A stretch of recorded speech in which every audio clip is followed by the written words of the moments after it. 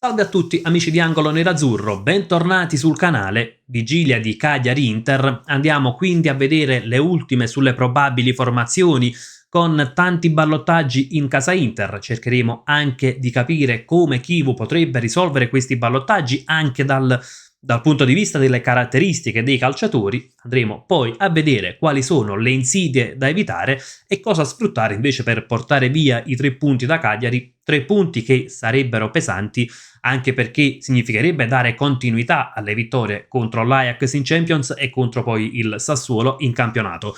Prima di iniziare, come al solito, vi ricordo quei semplicissimi passaggi, ovvero lasciare un like al video e l'iscrizione al canale, che non costano praticamente nulla, però danno un grandissimo aiuto. E contestualmente vi ricordo poi anche l'appuntamento di domani sera nell'immediato post partita, quindi subito dopo il fischio finale, la live, dove però sarà differente dalle altre perché sarà dato ampio spazio ai commenti, quindi non tralasceremo nessun commento, non cercheremo di essere anche molto più veloci nelle risposte ai commenti, in modo da avere proprio un dibattito tra noi in live appunto e voi nella chat. Iniziamo subito quindi con Cagliari-Inter, andiamo subito a vedere anche quali sono le insidie del match, perché è una partita che non va sottovalutata. Sembra un po' una frase fatta dire le partite non sono mai scontate, questa però particolarmente perché ci sono dei motivi più che validi. Ecco, oltre al fatto che sottovalutare l'avversario ovviamente porta sempre dei pericoli, ma questo Cagliari è una squadra ben costruita per l'obiettivo stagionale. È chiaro che c'è una differenza tecnica tra le due rose, però ecco, una squadra che punta alla salvezza e che presenta praticamente tutti i calciatori che già conoscono la Serie A, facendo tra l'altro anche un giusto mix tra qualcuno più esperto, calciatori giovani che vogliono mettersi in mostra, caratteristiche ben assortite. Insomma, è una squadra da prendere con le pinze. È chiaro che se l'Inter scende in campo con la giusta mentalità, la partita può portarla tranquillamente a casa, però insomma non è una partita dall'esito scontato. Andiamo anche a vedere perché dico non è una partita dall'esito scontato, quali sono le caratteristiche principali. Innanzitutto, in difesa hanno tanta fisicità. Mina e Luperto su tutti. Cagliari che Pisacane potrebbe schierare col 3-5-2 anche per mettersi a specchio e forse per ripetere un po' anche la partita fatta contro il Napoli, quindi una partita con un blocco più basso, pronti a ripartire. Però occhio perché, ecco, a Napoli il Cagliari lasciò completamente l'iniziativa agli uomini di Conte, però in 2 o 3 occasioni sembrava avere delle idee giuste per provare le ripartenze. E nelle ripartenze bisognerà fare attenzione proprio, ecco, alla fisicità e alla rapidità della rosa del Cagliari. Dopo è Foloruncia a centrocampo e Palestra e Obert sulle corsie esterne. In particolare Palestra, che sembra molto in forma in queste prime partite stagionali, ecco che potrebbe creare delle difficoltà. Tra l'altro sono anche calciatori come Foloruncio, come Sebastiano Esposito che affiancherà Belotti in attacco, che riescono a muoversi tra le linee, quindi diciamo che l'Inter dovrà fare attenzione alla rapidità delle ripartenze del Cagliari, ripartenze che l'Inter ha concesso in più di un'occasione contro il Sassuolo, ecco, anche se poi possiamo dire che è stata strameritata la vittoria dell'ultima giornata, però concedere quel tipo di ripartenze quando in campo ci sono comunque calciatori come Foloruncio, Obert, Palestra e per chi ha visto qualche partita del Cagliari quest'anno sa a cosa mi riferisco quando parlo di Palestra, anche l'ultima sfida con Lecce ha fatto una grandissima partita. Ecco, concedere quel tipo di ripartenze può essere particolarmente pericoloso. Altro punto a cui fare attenzione poi, gli uomini che entrano dalla panchina, perché in panchina ci sono calciatori come Idrissi, Felici, calciatori molto rapidi e che quindi a partita in corso poi, se dovessimo concedere sempre quelle ripartenze, quelle transizioni che, con le quali il Sassuolo rischiava di farci male, ecco che anche gli uomini in panchina di Pisacane potrebbero creare qualche grattacapo. Arriviamo però anche a quelle che possono essere poi le fragilità del Cagliari e quindi come l'Inter può sfruttare queste debolezze della squadra sarda prima di andare a vedere anche poi l'11 che dovrebbe scendere in campo. Secondo me quello che può soffrire il Cagliari sono innanzitutto le verticalizzazioni, quindi attenzione, non parlo di lanci lunghi perché i difensori del Cagliari sono alti, ma verticalizzazioni sugli attaccanti, quindi verticalizzazioni rapide, calciatori che vanno un po' a muoversi tra le linee, secondo me potrebbe essere fondamentale Sucic. E c'è un altro aspetto, io credo che Dumfries che attacca alle spalle Obert può causare non pochi problemi alla retroguardia cagliaritana, forse più Dumfries che il quinto sulla sinistra, quindi secondo me ecco dal punto di vista difensivo Obert potrebbe concedere qualcosina in più rispetto a Palestra. Oltre poi, come detto, naturalmente c'è poi la differenza tecnica tra le due rose che, ecco, in una partita ben interpretata, ovviamente può essere la prima principale discriminante. Andiamo a vedere anche la formazione dell'Inter, perché come detto presenta diversi ballottaggi. Ecco qui la grafica è della Gazzetta dello Sport, già tra i pali c'è Martinez in vantaggio, ma c'è il primo ballottaggio. Io sarei d'accordissimo, come detto in altre occasioni, di dare ancora spazio a Josef Martinez, per più motivi. Il primo è che è un portiere che, quando è stato chiamato in causa, ha sempre risposto presente, anche contro il Sassuolo.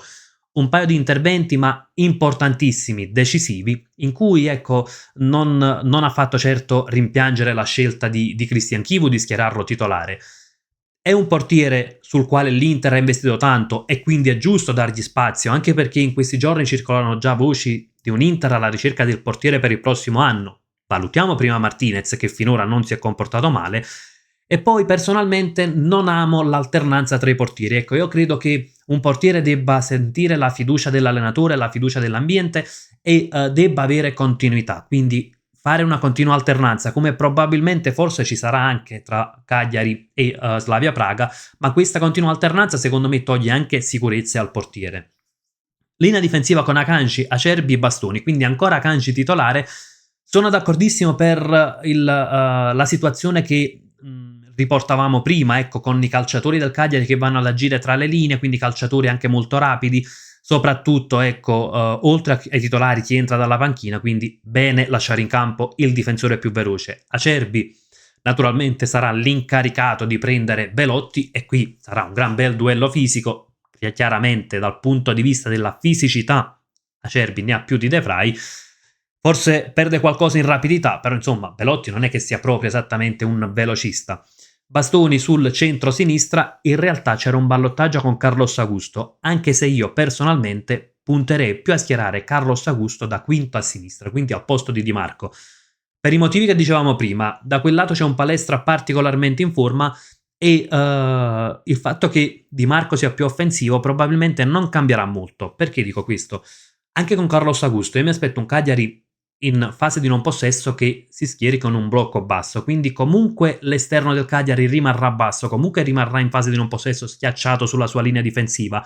La differenza però la può fare quando riparte il Cagliari e quindi magari Carlos Augusto, che sicuramente ha gamba ma ha anche più attitudini difensive rispetto a Di Marco, potrebbe essere un'arma, meglio un modo per disinnescare le armi del Cagliari. Sulla destra Dumfries confermatissimo, centrocampo con Barella, Çalhanoğlu, Sucic. In realtà anche qui c'è il ballottaggio Sucic-Mkhitaryan, per i motivi che dicevo prima, di un Sucic molto più mobile, che riesce ad andare molto a giocare tra le linee, che l'abbiamo visto in più occasioni, riesce anche ad inserirsi in area, quindi io sarei assolutamente del parere meglio un Sucic che Mkhitaryan. Coppia d'attacco Lautaro Thuram, anche qui c'è un ballottaggio, però sembra essere stato risolto e devo dire di essere d'accordo con lo schierare Thuram, quindi Lautaro sembrava ecco pienamente recuperato e quindi titolare certo. C'era il dubbio su Thuram per una gestione delle energie, però eventualmente le alternative qual erano? C'è Bonni che però ha avuto dei problemi in questi giorni, andrà in panchina ma non è al 100%, e c'è Pio Esposito. Però Pio Esposito per caratteristiche contro la difesa del Cagliari potrebbe avere delle difficoltà, perché andrebbe ad incontrare Jerry Mina che è 1,95 m e Luperto che è 1,91 m, quindi insomma due colossi, due calciatori forti fisicamente e che potrebbero contrastarlo proprio sulla sua arma migliore. Mentre secondo me un calciatore più bravo ad attaccare la profondità come Thuram può creare più pericoli, più problemi alla retroguardia del Cagliari. Parliamo per caratteristiche. L'ultimo punto tattico, e poi andiamo anche in chiusura di questo prepartita. Secondo me l'Inter col pressing alto può ulteriormente complicare la partita del Cagliari. È vero che il pressing alto dell'Inter rischia poi di scoprire quelle ripartenze che abbiamo visto prima, però il Cagliari è una buonissima squadra, ma non è certo un'eccellenza dal punto di vista tecnico nel primo possesso tra i difensori. Ecco, costringere il Cagliari a buttare via il pallone, a non riuscire a giocarlo, potrebbe essere una chiave per sbloccare il match, per portare il match dalla nostra parte.